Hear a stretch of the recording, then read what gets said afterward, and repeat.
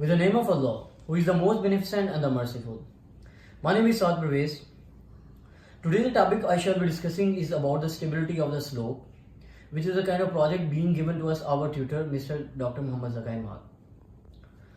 In this project, we are given some kind of information about the material being excavated from a region of Silan Valley in Sargodha. The kind of information given to us is that it is a kind of unconventional mining which is being done there, and the kind of blasting which is being done there is that a person is being hung by the rope and doing drilling and blasting. Other data which include fair size of various slopes, ranges, and the slope angles which are being given to us. The main purpose which we are looking forward to solve these data is the objectives of this project are: make a list of suitable tests required for stability assessment, estimate the required laboratory properties, compute the rock mass properties, perform stability analysis with available data, suggest slope stabilization measures for open pit mining phase and for highway slope, and give recommendations being a mining engineer.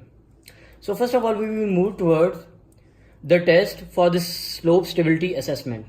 There are a number of tests which are performed in the laboratory to determine the values of some very important parameters, include shear test and confined and confinement stress test, determination of water content and density, which plays a very important role in determining the stability or instability of the slope. After this, we calculated some laboratory properties. These properties, we calculated these properties by studying the literature. From there we calculated these properties, which includes UCS, uniaxial compressive strength of the sandstone, Poisson ratio, density, Young's modular, friction angle, etc. My name is Muhammad Saad and I am co-partnering this project. Then we find the rock mass properties. We find the rock mass properties through rock software. Here we find different filler criteria such as Hook-Brown classification, Hook-Brown criteria, Mohr column. In situ stresses.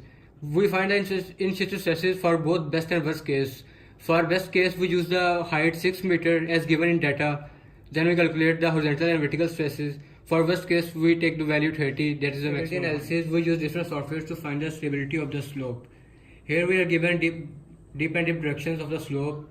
So we draw it on student net to find the failure if happens. By using this software, we verify our student net. After verifying the stereo net by using DIP software, we check out for the wedge failure by using Swiss software. Here you can see that when we plotted these parameters in the Swiss software, we saw there is a failure is being happening over there, and these are the different views of the wedge failure. After this, we check out for the stress concentrations by using a finite element method phase 2D software. As you can see, these portions are the highly concentrated stress points and these are minimum stress concentration points. Then there we come toward the stabilization measures, that how we are gonna stabilize the slope. There are different methods for the stability of the slope: reinforcement, rock removal, and protection. And for the stability of open pit mining phase, there are different measurements which could be taken, like weekend bolting and filling of the cracks by cementing, etc. Now let's move toward the recommendation for the slope stability. There should be proper system of drainage in order to increase the stability of the slope.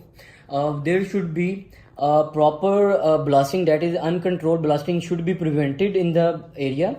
The design for the excavation should be proper. The proper bolting should also be done to ensure the stability, as bolting provides force against the failure. So these are the basically recommendations which should be follow up in these areas. Let's move towards the practical manifestation of the wedge failure.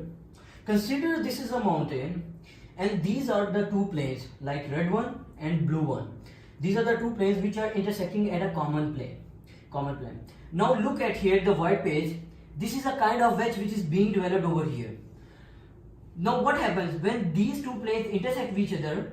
The pressure over this wedge increases, gravity is also being over here. Now if there is a crack behind this and water somehow enters that crack. The water also pushes the this wedge outward. So this wedge lead toward the Prevent the wedge failure by bolting at different angles or by cementing the cracks. Now we would like to say thanks to our tutor Dr. Mohammad Zakai Ahmad for his kindness.